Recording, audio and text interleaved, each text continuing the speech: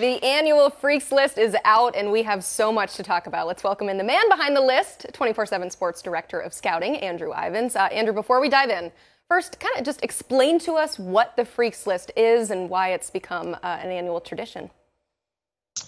Well, I mean, it's a play on what Bruce Feldman does, and he has done it for over a decade with all of the college players. And he goes around and collects information and trying to find guys inside college football programs that are a little bit different than others. We're doing the same thing here with the high school list, right? We're looking for guys that are multi-sport athletes, right? Workout warriors, guys that can dunk the basketball, guys that are moving iron in the weight room, just something that separates them from the rest of the pack. And, when I put this list together, the names are super long, and then you start getting into it, and you got to make some cuts. It's not easy. It's not an easy thing to do. Lean heavily on verified information and just my personal in-person evaluations. The idea is to find 50 guys that are just different than the rest of the class, and I think we accomplished that here in 2024, and this is probably the best I have felt about the list in year 3 of this exercise. Well, if we're looking for guys that are just a little bit different, I mean, look no further than the #1 player on this list, Sammy Brown. We know the havoc that he causes on the field, but what is it about him as an athlete overall that makes him the #1 freak? Well, Emily, when I polled different college staffs around the country asking, hey, who do you guys think the #1 freak is in the class of 2024, Sammy Brown's name came up time and time again. And for me, he is someone that I circled about 2 years ago when he was power cleaning 265 pounds. He has now power cleaned 405 pounds. I'm a guy with an Olympic weightlifting background, and when you watch Sammy Brown, it is perfect form, it is perfect technique. So that is freaky what he's able to do in the weight room, in the squat rack. And then you start looking at the track and field profile, 10.7 in the 100-meter dash, and the big one, 23.3 in the long jump. For someone that is 230 pounds, that is a bit unheard of. Tracking football, our friends there, they do a PAI score, which takes into account a prospect's weight, their height, their speed, the track and field data numbers. And Sammy Brown was scored a 5.0 for them. It's extremely rare to find. So Sammy's just different. I forgot to include, he's got 2 state titles on the wrestling mat. He's 88-5 as a wrestler. So it goes on and on. He is the reason why we created these lists. He is one of one.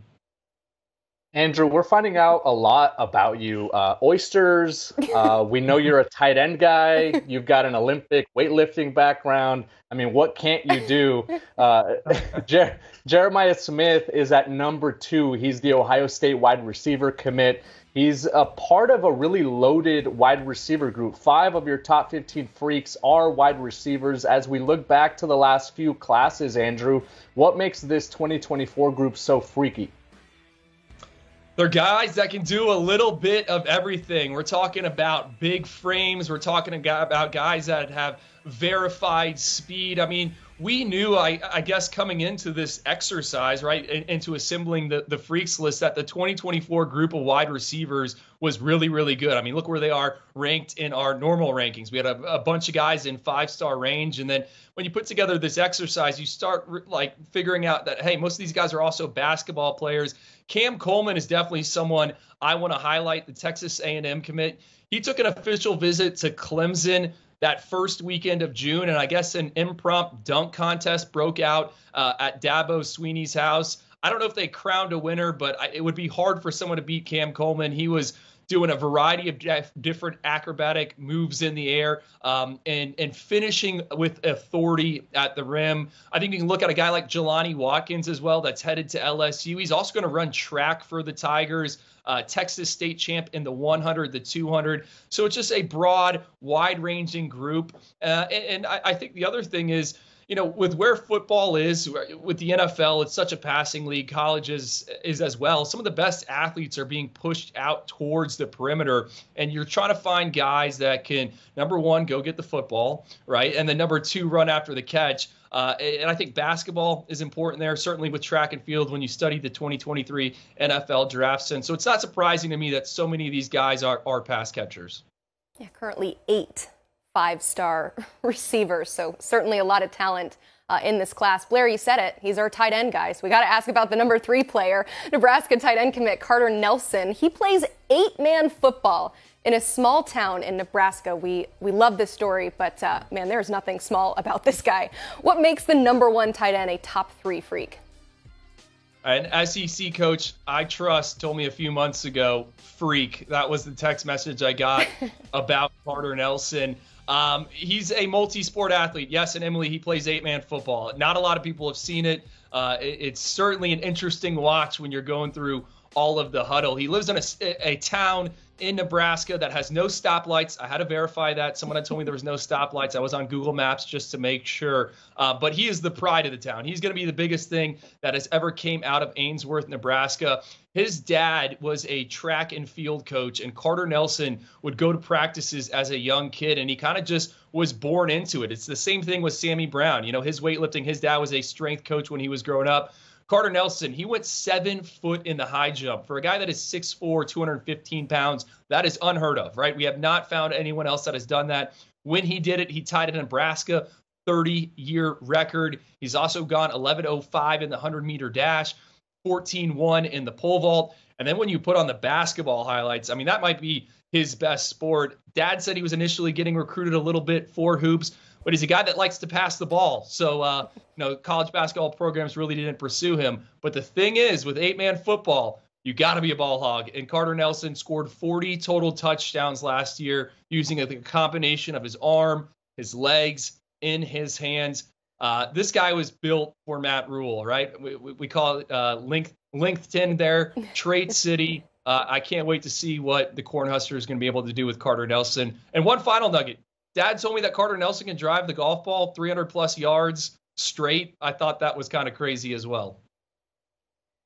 Wow, no stoplights. I gotta get to that city down there in Nebraska.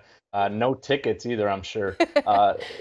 Andrew, let's move down the list a little bit further into the 20s, where there are 3 running backs that are headed to Georgia. Nate Frazier, Chauncey Bowens, and Dwight Phillips Jr. They are 3 running backs that right now are super freaky, right? What makes them as a trio so freaky to look at, and what are they going to bring to Athens once they get there? Well, they're all fast, and they all kind of complement each other. So far in this 2024 cycle, the story of Georgia's number 1 ranked recruiting class has been kind of Dylan Raiola, and then that 6-man offensive line haul. Well, these 3 running backs, I mean, they are dudes. All 3 of them are sub-11 guys in the 100-meter dash. Dwight Phillips Jr., his dad, Dwight Phillips, won a gold medal in the long jump at the Olympics back in 2004 in Athens. Funny. Dwight Phillips is headed to play Athens, Georgia, to play football. He's got the speed, 4.28 out of Georgia summer camp a few years ago. UC Report, which is a database that all the Power 5 schools use. They have him as one of the fastest max verified speeds at over 22 miles per hour. They call him Lightning, right? Chauncey Bowens, I think he is the Thunder. A little bit different of a running back, 5'11", 225 pounds. This guy is rocked up, can move a ton of weight in that weight room. Told me he front squats 500 pounds twice. I think that is super impressive. Again, just a guy with a weightlifting background. That front squat requires some technique. It requires some flexibility. You go on his social media page, it is deadlift after deadlift for him. And Chauncey Bowens, kind of a unique combination of different sports. He runs track, obviously, and then he plays soccer and lacrosse. Final one, Nate Frazier. I wasn't going to have him in there, but Greg Biggins, our guy in the West Coast, is like, you got to put Nate Frazier in there. And then he got me some data. Nate Frazier, 5'11", 205 pounds. He's got 4.9% body fat, which is super low. He bench pressed 225 pounds over 20 times, back squatted 300 pounds over 13 times. So he too is a gym rat, and he can run. He's 10.58 in the 100-meter dash. I think he's kind of complements in a combination of Dwight Phillips and Chauncey Bowens. But the bottom line is Georgia is restocking that running back room. They're going to have no shortage of options. And then they got the heaviest offensive line class like in the past decade that's going to be blocking for them. So Georgia, I mean, they just keep humming along, the two-time defending national champions on the recruiting trail. Yeah, this list is just littered with future dogs. I mean, it is nuts. So you mentioned some on the offensive side of the ball. I got to ask real quick about one on the defensive side of the ball. Ellis Robinson. I mean, he's the #1 cornerback, but what landed him as number 14 on this list? So I've done this list for 3 years, right? Every year I ask the guys at IMG, and I know a bunch of different staff members there, like, who's the guy that needs to be on it, right? 2 years ago, it was Tyler Booker, who's going to start on the offensive line for Alabama. Tons of NFL draft buzz. This past year, Francis Mauigoa, who's going to start as a true freshman at Miami. He made Bruce Feldman's Freaks list. That was awesome to see. I had him #2 in 2022. Bruce Feldman had him #5 in this list that he just put out. And then when I asked this year, they said Ellis Robinson. One contact told me, hey, potentially the best cornerback that has ever come through IMG. That is high praise because they have sent a ton of DBs to the NFL, Greg Newsom being one of them. But Ellis Robinson, 4.5 in the 40-yard dash. There's a 35-inch arm measurement floating around out there. And I think kind of the X factor in what people don't realize about Ellis Robinson is he's super tough. Last year, he tweaked his knee. He could have very well shut it down. I mean, all the top schools were recruiting him, but he gutted it out. And then against St. Francis Academy late in the season, had a key interception and a takeaway as IMG upset the Panthers. So Ellis Robinson, a box checker in a variety of different ways. Okay, so in total, there are 50 freaks on this list. All of them have unique stories and a unique set of skills. We know you're doing the research on these stories. In fact, you're going on Google Maps to see if there are spotlights in towns. We know you know the stories. So what's a cool one that maybe you've heard among this group?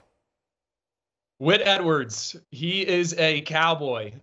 Whit Edwards grew up rodeoing, and I do not know much about rodeo, so I had to do a ton of research on that. I mean, I've seen a few episodes of Yellowstone, but I didn't know like a ton about bull riding and roping and whatnot. But that's what Whit Edwards did. He grew up on a farm in Oklahoma before he really turned his focus to football. And Whit Edwards, I asked him, like, do you win trophies? No. In rodeoing, you win buckles and saddles. And he had a bunch of them, but he has since turned his attention to football, and his stock is rising. He is 6'5", 200 pounds. Some schools like him as a pass rusher. Other schools like him as a move tight end. Vanderbilt brought him in for an official visit. Texas A&M just offered. TCU just offered. He's super unique. So bull riding, rodeoing, you got to be coordinated, you got to be balanced, and that's not the only reason he's on here. He's a guy that finished, I think, 3rd at the state meet in wrestling, and he anchored a 4x100 team